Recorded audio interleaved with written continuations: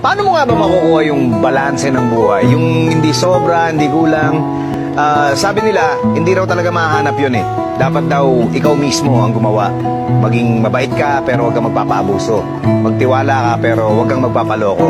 Makontento ka sa buhay pero huwag kang titigil na mapaganda ang buhay mo. Nandun ka lang sa gitna nung kumakapit at bumibitaw. Ang buhay daw, para kang nagbibisikleta. Kailangang umandar ka para hindi ka matumba.